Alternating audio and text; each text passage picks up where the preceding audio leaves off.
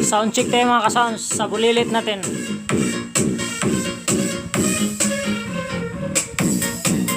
Yan lang po tumutugtog yung tatlo mga ka-sounds na box.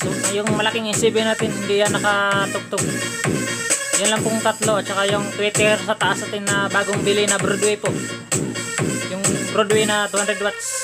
Tinitesting po natin. Sound check tayo mga ka-sounds sa bulilit natin.